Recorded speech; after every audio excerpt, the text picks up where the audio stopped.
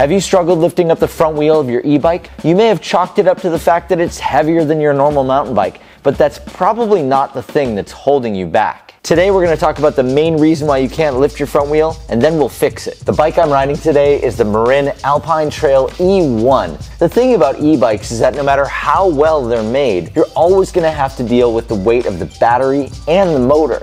But there's a way to use weight to our advantage, and that's a big thing that we're going to learn today. The thing is, no matter what bike you ride, most people struggle with lifting their front wheel off the ground. It's easy to blame the weight of the bike, but in most cases, it's actually your body position that's holding you down. My name is Aaron, welcome to Super Rider. On this channel, we break down complex bike skills into easy to learn techniques so you can quickly apply it to your riding. Before we begin practicing, let me give you a few bike setup tips that will make this a little bit easier. My mindset when it comes to practicing and learning any new skill is to remove as many elements as possible to simplify things. And then once you get your foundation in place, then you can add them back in. The first thing I'm going to do is turn off the battery of the bike. We're not going to use our motor for the basics of this skill, so we may as well save a little bit of energy. I will teach you later in this video how you can use it for the front wheel lift, but for right now we don't need it. Let's also push our seat down. We don't need this getting in the way. Next, I try to lock out my suspension as much as I possibly can. That way I can really focus in on the skill and not have to worry about what the suspension is doing. Once I get things figured out, then I'll open it back up again. I also highly recommend using flat pedals anytime you're working on bike skills. It's easy to step off the bike if things go wrong, but it also prevents you from relying on the clipless pedal to do the work for you. I use Deity Death Trap pedals, which I got for about $50 from Jensen USA. They're light, affordable, and pretty easy to swap in when you're having practice sessions like this. Jensen USA is actually sponsoring this series of e-bike tutorials that we're doing. So if you want to support a company that's supporting this channel, it would mean a lot if you use my link in the description below to pick up a pair of pedals or any bike parts that you need. In fact, they even sell this Marin e-bike on their website. Back to our bike setup, the last thing I'd recommend is your hand position on the bars. I recommend getting your hands as wide as possible at the very end of the handlebars. That way you can use one finger for the brakes. This gives us tons of leverage and control over not just the brakes, but the handlebars as well. Now that our bike is set up and ready, it's time to get this front wheel moving. Today we're going to learn about the magic of unweighting, and it starts by focusing our attention on a particular part of the bike. See this big chunk right here? Not only does it contain the motor of our e-bikes, but it also contains something called the bottom bracket, and that's what connects our pedals and our cranks to the rest of the bike. This represents the center of balance of the bike, and that's going to play a huge role in what we're about to work on. So why is this center of balance so important?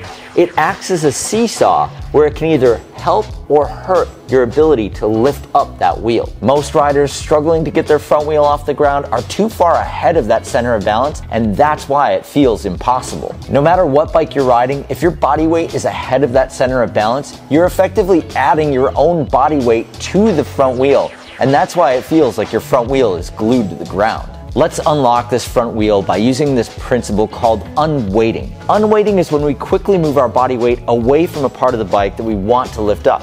In this case, we're going to use our own center of balance, which is our hips. We're going to pull that behind the bottom bracket, which is going to lighten up the front wheel and make it easy to lift up. The reason why unweighting is so magical is that you're using your own body weight to move the bike around instead of trying to muscle the bike into place.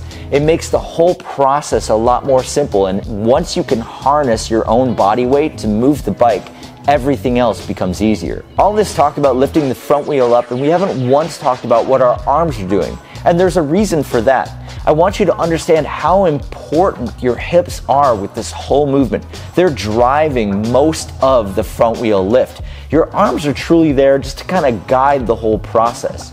But let me show you how everything now fits together. Here's how we utilize our arms to guide the front wheel up during the unweighting. I like to think about using a rowing motion. As I push the handlebars away for the first part of the row, I'm shooting my hips back to begin the unweighting motion. As my arms get to the furthest point, the front wheel is lifting off, and then I pull the handlebars closer to my hips to get extra height. Let's find a line on the ground to practice our timing with the unweighting motion. I have a little bit of tape here in the warehouse, but you could use a line in a parking lot or a crack on the ground to do the same thing. We're going to roll slowly with our feet level on the pedals and then use our hips to unweight the bike as you get close to the line. Start first by focusing in on what your body weight is doing with the hips and then start to incorporate that rowing motion with your arms. Remember, practice makes progress. This is something that's going to develop over time, and the one thing that you could do to make it go just a little bit faster is over-exaggerate your movements. One of the most common problems people have when they're learning any technique is that they under-exaggerate what their body needs to do. So you want to get a full feeling for the range of how far you can move, how fast you can move, how big you can move on the bike. And so I recommend over-exaggerating what you think your body needs to do to unweight the bike. And that will likely unlock it for you, and then you can dial it in from there. One thing that helps out a lot of riders is having someone else film them when they're trying to do the front wheel lift. It can be difficult to realize where your body placement is on the bike, and watching it from an outside perspective is usually pretty enlightening. When you're ready to begin working on getting some height on that wheel, I recommend putting a small stick down on the ground, and then you could even move on to a little curb once you start feeling confident. I did mention earlier that you could use your e-bike motor to assist with the front wheel lift, but it was important for you to understand the unweighting process, because even with the power from your bike, if you're not in the right place on the bike, it's going to be challenging to lift that front wheel up. So what you can do is switch your bike into trail mode and do the unweighting motion, but also add in just a little jab at the pedals, and that will give it a little bit of a boost to get that front wheel off the ground. I wouldn't necessarily rely on this though. We want to stick with that basic unweighting because that's going to be the most versatile for when we're riding, but it can work if you really need to use the e-bike motor to get that front wheel off the ground.